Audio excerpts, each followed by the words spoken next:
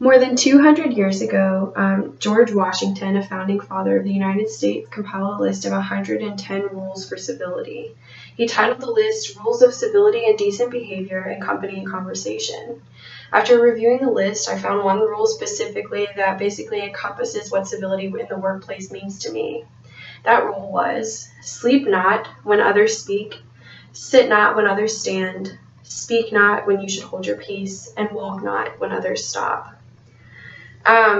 This quote really demonstrates to me that it is important to know what behaviors are appropriate and when to perform those behaviors in the workplace.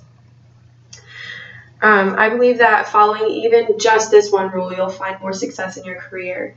I firmly believe that civility is one of the greatest components of workplace behavior that we can perform that will create the greatest success for us. My name is Caitlin Simmons, and today I'm going to go over what civility in the workplace means to me and how can it affect your career.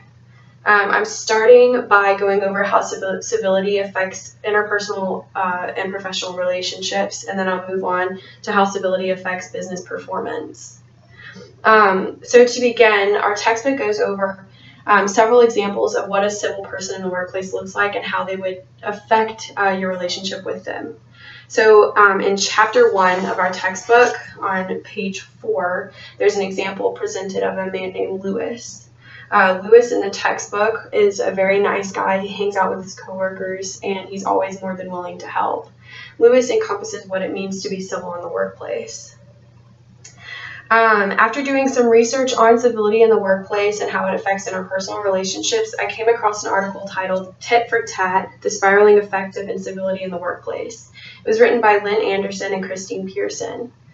In the article, they talk about how that today as people, we find ourselves in an environment where we feel like we need to be individual and expressive, and civility really doesn't follow those rules. We support an ethic of self-expression, and we detest the presence of civility because we believe it denies our desire for freedom and individuality.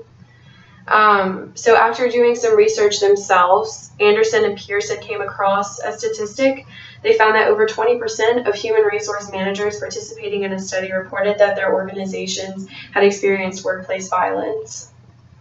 Workplace violence is something that's a real problem in the professional world just because that greatly affects and impacts interpersonal relationships, which then greatly impacts morality, employee morale, and the way we feel when we're at work, and whether or not we're going to work as hard as we can because we feel appreciated.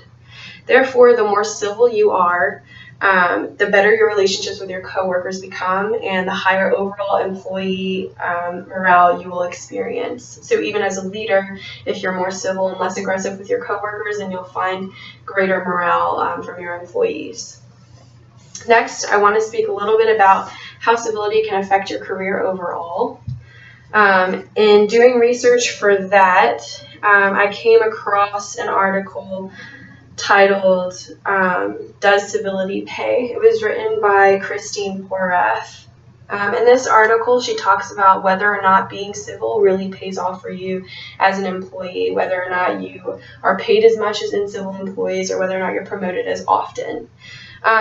The first thing she covers in her article is how those people that are less civil actually tend to promote more often because they're aggressive, they're violent, they're typically rude, and they're self-centered, and they are more interested in themselves than they are the employees. However, the more research that she does, she found some information about how those that are more civil find greater success in the long run. Her and her colleagues spent 2 years polling workers across industries around the world. And in that research, she found a very large list of statistics, and I'm going to share some of those with you. She learned that those people that are civil experience coworkers that are 59% more willing to share information with them, 72% more likely to seek advice, and 57% more likely to seek information from them. And that's as opposed to the uncivil person. Additionally, they found that the civil person also inspired people to work 71% harder, which would come as great news to someone who's a leader and also civil. She did learn that the costs of incivility in the workplace are extremely detrimental to long-term performance. The employees and the management team, all those people are much more likely to thrive as a business if they are treated respectfully. So just keep in mind that if you're uncivil, you may be promoted faster and you may possibly get more pay raises, but you're not going to have the long-term success that a civil person will have. So to conclude, we covered today what it means to be civil in the workplace and what it means to be like Lewis from the textbook and to be the nice guy and to be willing to help. And then we also learned that by being that helpful person, you will find much greater success in the workplace. So I hope that you were able to learn a little bit more about civility in the workplace, and thank you for listening.